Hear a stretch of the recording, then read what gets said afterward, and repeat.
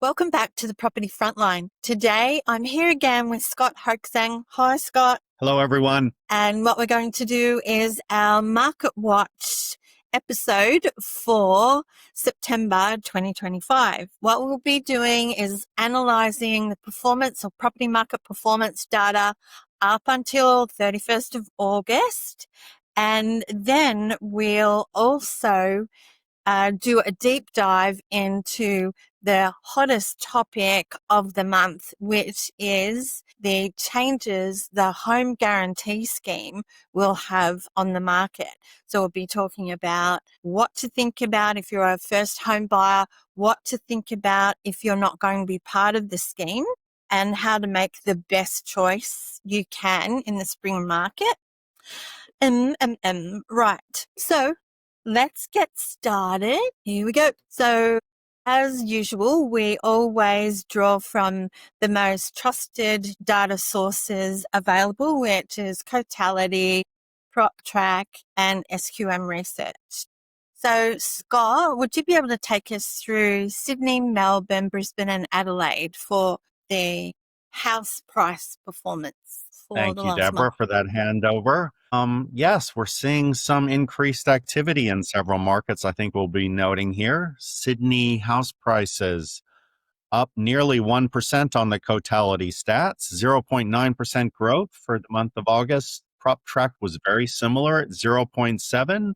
Lewis Christopher's asking price data up above 1.4% growth. Solid month for Sydney across the board, and increasing growth. Down to Melbourne, and was not so rosy for Melbourne, although we did have a few good months recently. Growth has slowed there a bit. So we're at 0.4% from Cotality, the same from PropTrack, basically a flat market from SQM. Yeah.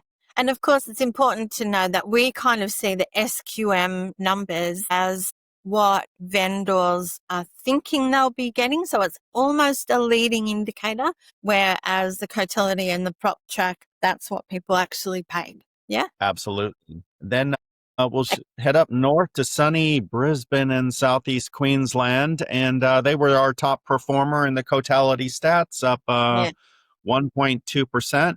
Clearly, I think we're both seeing a lot of increased demand. Up in Olympics land, PropTrack 0.5% growth, not quite as high, and SQM's asking price data 1.4%. And down to the land of churches, Adelaide. Cotality 0.9% growth, a solid month there. PropTrack actually had it much lower at 0.2%, and the SQM data came in the middle at 0.7. Okay. Hand it back to you, Deborah, for our second round of capital cities here. Okay, thanks, Scott.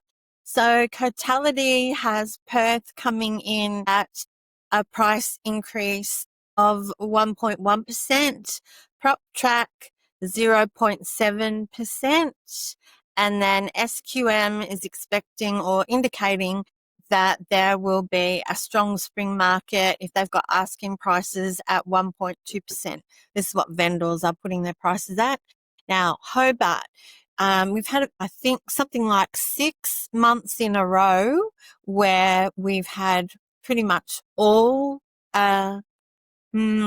areas have increased. And so now we're starting to see a little bit of moderation in the market. Hobart, the first one, reporting a downward trend. Cotality has Hobart as minus 0.2%, PropTrack as minus 0.5%, but SQM asking prices are up by 1.7%.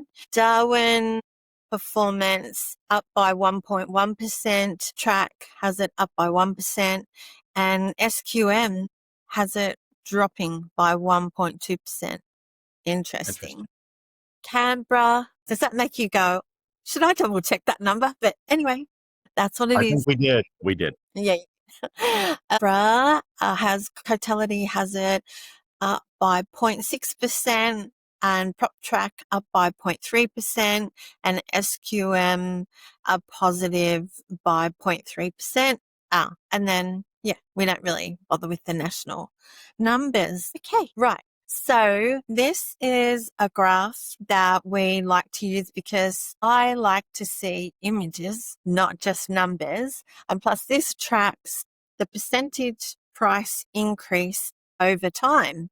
And so what we can see here is that Darwin is still shooting the lights out. It doesn't mean that the prices there have overshot everybody, just means the price increases have been better. But what we're all really keeping our eye on, and it's starting to happen, is Brisbane just popping out.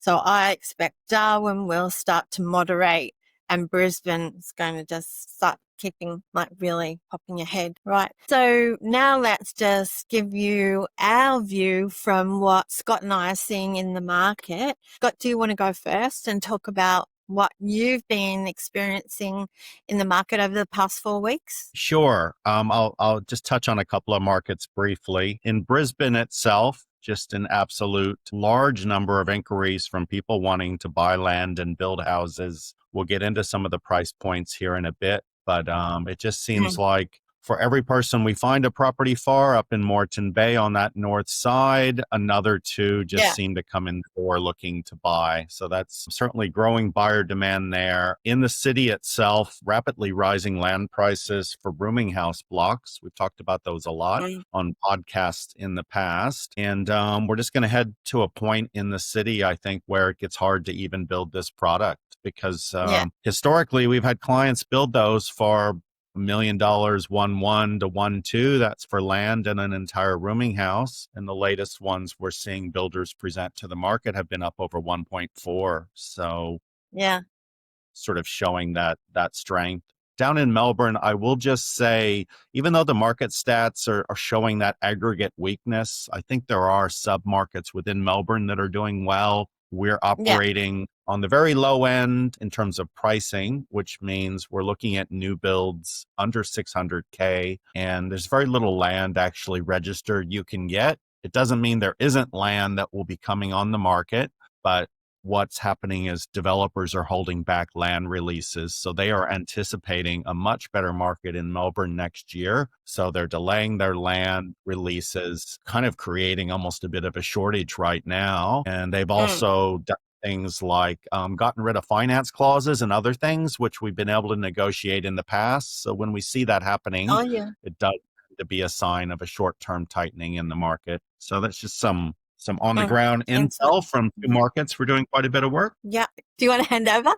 Yeah, sure. What are you seeing in some of your focus markets, Deborah? So because I operate mainly in the existing property space, so, we buy properties right across Australia, but it's typically existing properties. So properties that are already built, and we're just seeing a real quickening of the market. Of course, today's topic is about the news that we received towards the end of August about the change to the home guarantee scheme and first home buyer assistance, but it has had really an immediate effect on buying decisions, and we're just seeing a lot more speed come into the market. So for example, last week we were looking at a property that was guided around about the 1.1 to 1.2 mark. And this was actually on the Gold Coast. It was a bit of an unusual property. And did the agent value it too low?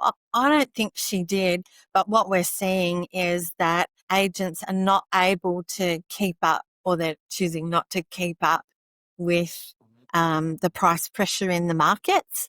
So this property that was on the market that we were interested in last week came on, like they released it on the Monday. We saw it on the Wednesday. It was a Wednesday at lunchtime, the first open, and there was about 40 groups through.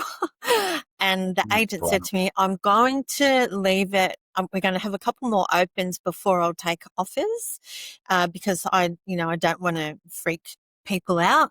But by the second open, which was the Saturday, she just had over, I think it was over 70 groups through, and she had, I think, more than 8 offers, and they were well above about the mid 1.3 mark. So Wow. she got it at, 1.1 to 1.2, and it just flew away. And in the end, she couldn't handle taking it on another open. So they just sold it on the weekend. And that's, what we're experiencing really, well, particularly in Queensland, we're seeing that. And of course, Sydney is just as fast. It is really starting to quicken. So yeah, that's my view from the front line. So let's get back to our Market Watch review. So a quick look at rents. Scott, do you want to have a bash at picking out commentary on this? Sure, Deborah. On the house rents, I think interesting of note is the surge in the rents out in Darwin. So Yeah. obviously that is a big driver toward the house price side of things. Rents up 6%. But really continuing with what we've been saying for the last 6 months, most markets really are stabilizing around the inflation rate. Yeah. So you've got most markets right now with rents that had been growing 2, 3, 4%. Just starting to see a few upticks there that we will have to watch because rents are extremely high in Perth and Brisbane right now. But it Yeah. does feel a little bit like there's another round of growth coming. Tough for renters, I have to say. Yeah. The And what market about is the market. units? Over on the unit side, much higher growth rates because we're just off lower basis. People can't afford to rent a house, so they'll squeeze into a unit. Look at Darwin's growth rate Yeah. up 9% in the past 12 months. And some of the tier 2 markets like Perth and Brisbane, even Adelaide, still seeing good rental hikes Mm. in their unit markets. So those are units often near the city center, much cheaper than houses out there. But then if you get down to kind of Sydney and Melbourne, we're back at kind of the inflation rate or even less in Melbourne, which Yeah. is interesting Yeah. because I had seen And some very good rental growth occurring in Melbourne, but it does seem to be flattening now. yeah. Okay. Alrighty. So let's look at what's happening in the news. So this is our segment where we look at the key events that have occurred over the past 4 weeks that might impact the market moving forward. And really the headline everywhere was about the change to the home guarantee scheme. So this is where the federal government, they were originally going to introduce this new scheme where first-time buyers or people who qualified for the scheme could buy with just 5% deposit. That was supposed to happen on the 1st of January 2026.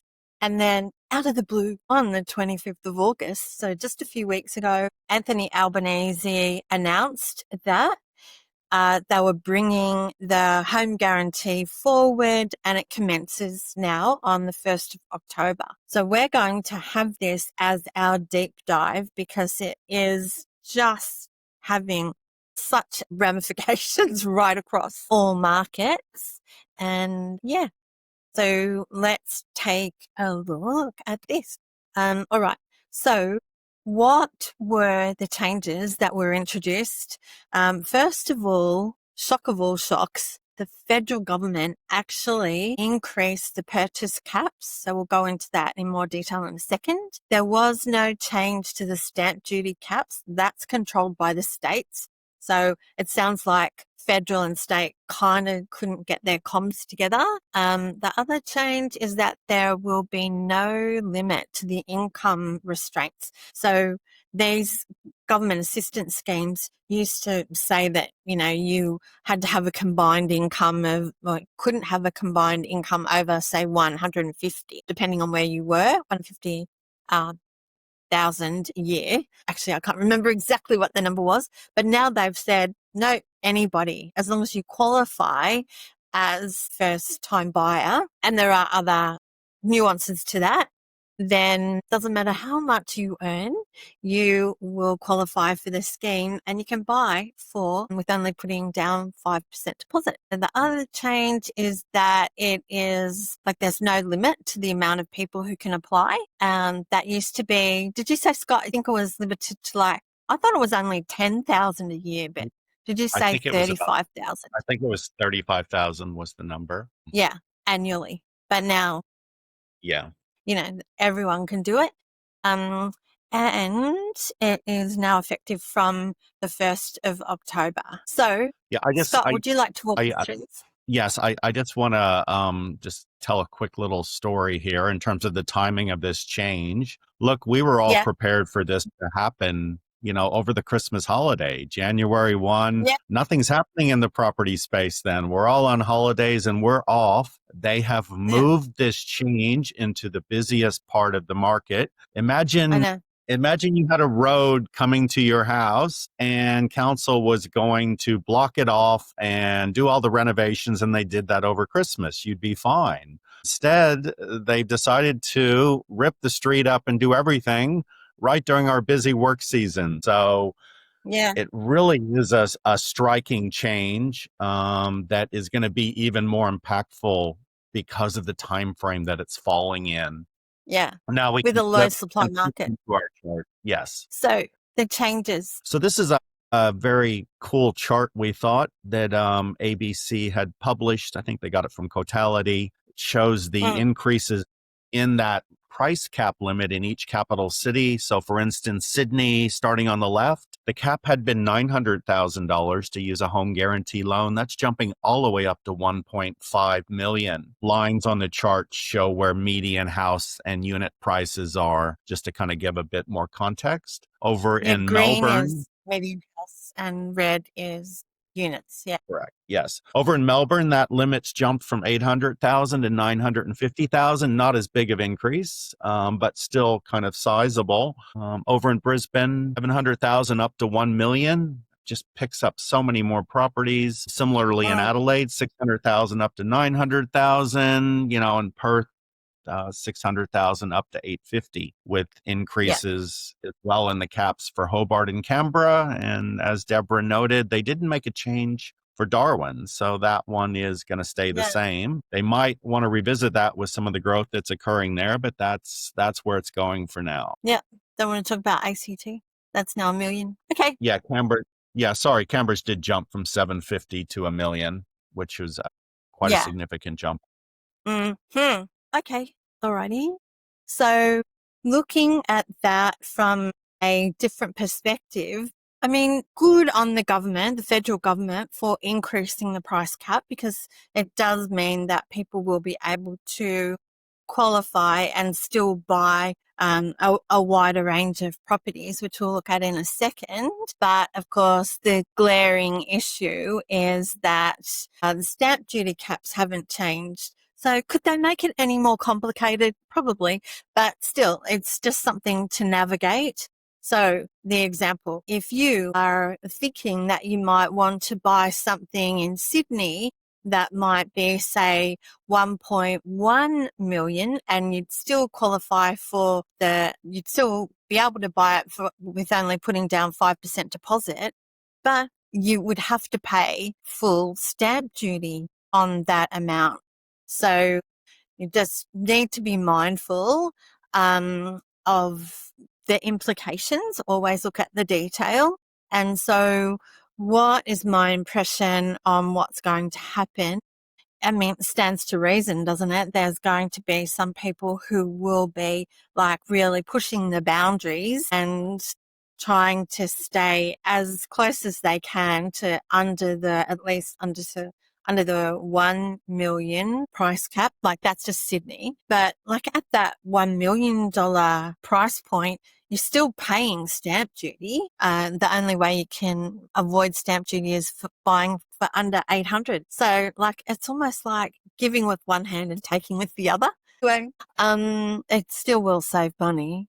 And so you've got similar situations right across the country. So if the new price cap in Victoria is $950, you get full stamp duty exemption, that cuts out at $600. Then Brisbane, your price cap is $1 million. Full stamp duty cuts out at 700. I'm sad. 850. And look at that. It just doesn't make sense to me. The states, the federal have to put more pressure on the states to actually change these. Adelaide is the only sensible place. They are really trying to get as many people as they can down there. And I know why, and I wouldn't live there. But anyway, so Adelaide purchase cap is now 900,000 and there's no stamp duty cap there, which is good. Hobart purchase cap has been increased to 700,000. And so like that, so they'll qualify for full exemptions. Canberra, still no cap, and Darwin, no cap. So maybe I should stop throwing shade on the states, just the biggest states that needs to get their act together. And so that was sort of at a higher level. There are nuances with the stamp duty concessions. I won't go into them here, but yeah, so just be mindful when you're deciding what you can buy. And look, for those that are looking at new builds, also beware that there could be a separate threshold for a land purchase. So you really need to go to your state website and dig into this. For instance, in New South Wales, you've actually got to keep your land purchase below 350,000 to get a full stamp duty concession, which is so low. I mean, it's nothing in Sydney, even close to that. So it really is only going to be effective for people buying in the regions. Yeah. It's different in different states, but be aware of that for anyone who's looking at building. And buyers should get their assistance from brokers, so finance brokers, because your finance broker should be across this. And if they're not, don't stay with them because it's very, very technical. Okay, so let's look at, so we've got these new price caps. Scott, can you walk us through a couple of these about what you can buy? Sure, Deborah. We have these lovely charts from our friends at Cotality that they've put together, doing a lot of work. What they have done is drawn 3 circles around the CBDs of the capital cities. And these circles are 10 kilometers out, 20 kilometers out, and 50 kilometers out, just to give us kind of some idea of how far away we are from the city. They've then colored in the suburbs to say whether the median is above or below the cap. So the darky pink purple color means that's an expensive suburb. The median is above the $1.5 million cap. Those gold suburbs all have median prices below 1.5 million,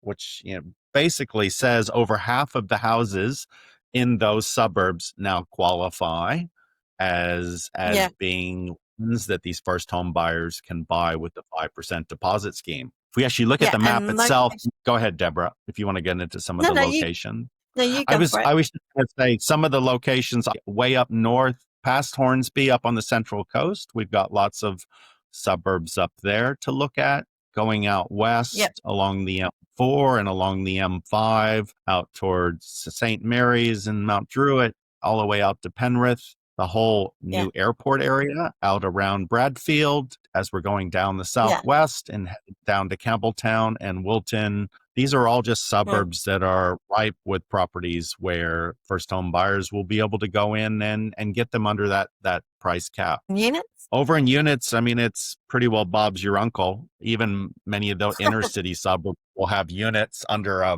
my God, let's hope they're under 1.5 million. But let's just know that's not a 2 or 3 bedroom unit. That's all units together in a median price. So it may look like you can get a unit in there, but what you may find is you can only get a 1 bedroom unit, and whether that would suit your family or not, I don't know. Yeah, that is always a good point to make because there's very few 3 and 4 bedroom units. So that's why, it's easier to buy a unit. Okay.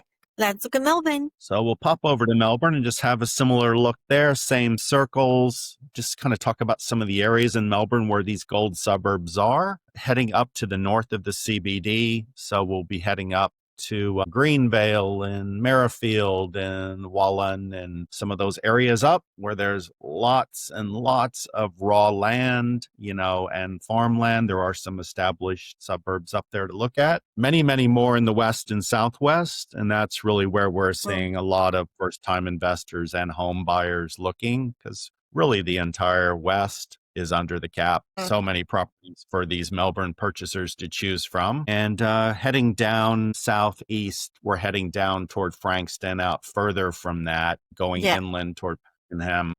Still quite a lot of suburbs as you get far away from the city. Yeah. Yep. And units. And units was same story as Sydney, really, which are many, many suburbs in the city close in where you can get under that price cap. But you might be able to get a 2-bedroom unit in some of those, but very unlikely for it to be much larger than that. Yep. Okay. Perth, keep this one a bit briefer, I think. The opportunities in Perth are beachside suburbs up north of the CBD. And we're looking at areas all the way out to Yanchep and Two Rocks for anybody who knows that Perth market. On the south side, we're heading down past Rockingham, Kwinana, heading down toward Mandurah. There's just all suburbs are really open slather there for people to take advantage of the opportunity. And there are some suburbs for houses in that 20-kilometer circle where you might be looking for existing houses in there. It's not as much land close to the city in there. And that's where you've seen a lot of activity in those suburbs like Armadale and similar. Over in the unit side, it's, again, pretty well the same. You can find a unit in almost any suburb on Perth that's going to get you under that price cap. Yeah. I wonder if they would, like, just a definition from Cotality, because there's a lot of villas and townhouses. Wonder where they would sit. Houses or units. Who knows? Yeah, I would say Maybe the units typically pick the townhouses up. I don't know about villas. They might be Torrance title and they might be in that housing data. Yeah. Good Okay. point. Alrighty. Okay. So I'll take over from Brisbane, just talk about that pretty quickly. So we can see here that there still seems to be a few affordable areas right in the center of Brisbane, just looking at this data, but then much more as you get a little bit further out. And I do know that there's land being released even into these white areas. So there's still quite a bit of opportunity in Brisbane, and they're going to need it because there's a lot of intention, a lot of people just still trying to move into Brisbane, and the Queensland government is trying to deal with that.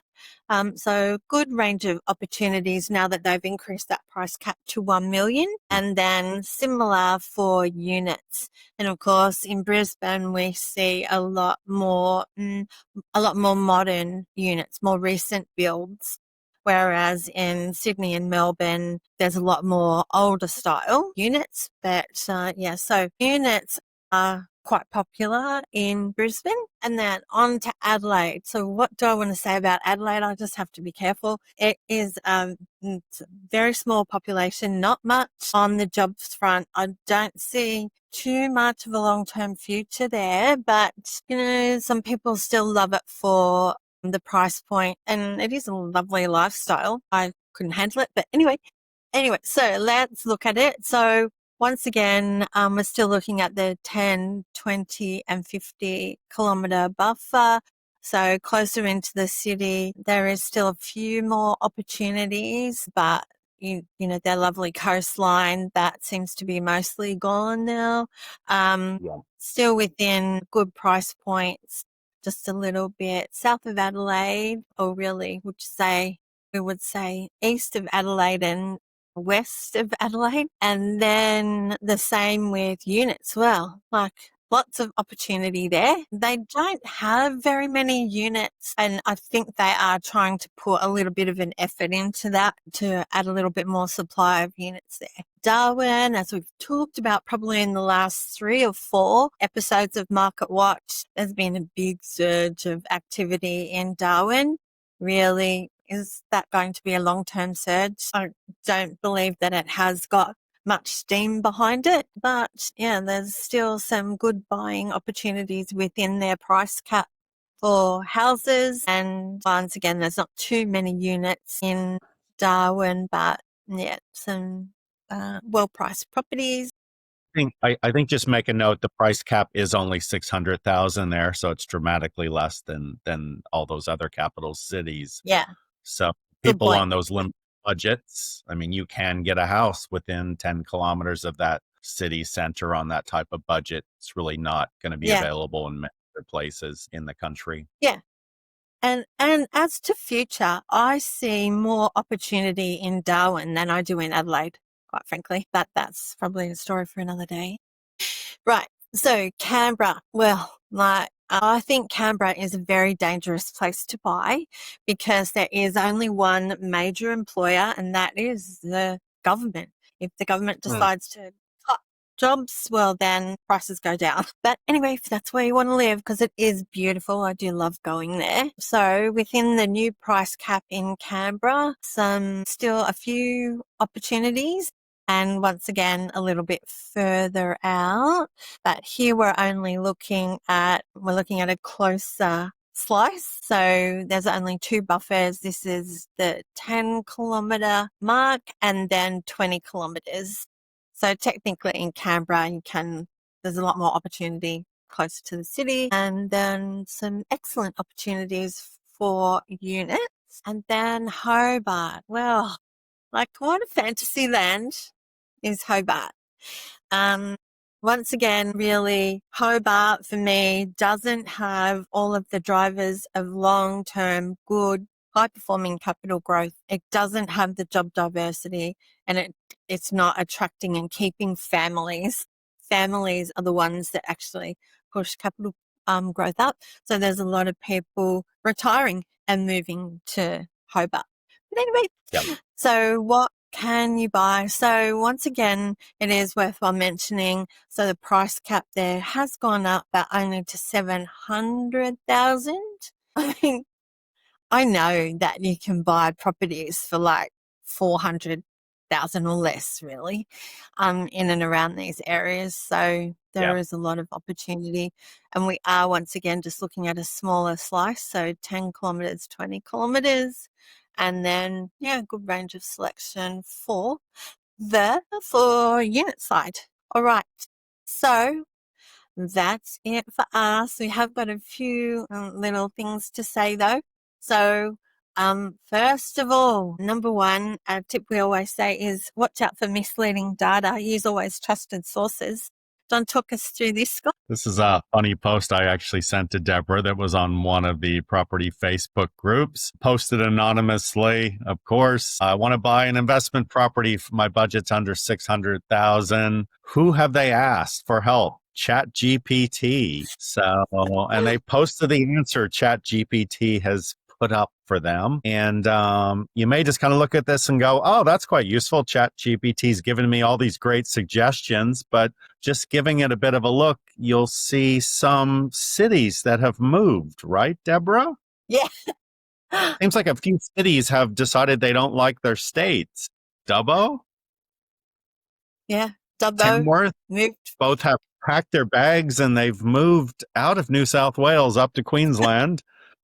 And if your AI engine cannot even get the state right with regards to the city it's talking to you about, how much confidence can you put in anything else on that chart? And as we always say, always conduct your financial pros and cons at the granular level. So looking at property by property, use criteria that's tailored to your requirements. So don't borrow someone else's strategy if it's not going to suit you. Really understand what you're comfortable buying and make sure you understand what's going to happen to that property in the future. All right. And yes. So if you would like some help, you can contact Scott through his Facebook program, through Facebook, Scott Property Coach. And also both of our contact details will be in the description box below for the episode. Of course, Property Frontline have our fabulous Buyer Success program, which is really for people who want to do the searching themselves but want the heavy duty insider information and technical skills. It's really the fast track to buying like a professional. We'll be opening that program up again in October. So that's coming. And so for next time, join us again where we'll be covering off regionals versus capitals. So which is the best area to buy in? So now I have to wrap it up and thank everybody for watching. If you want to know when our next episode will drop, make sure you subscribe. So we'll be doing the next one in a couple of weeks. And for the moment, it's time to say goodbye. Happy buying Goodbye, out there, Scott. everyone. Yeah. Okay.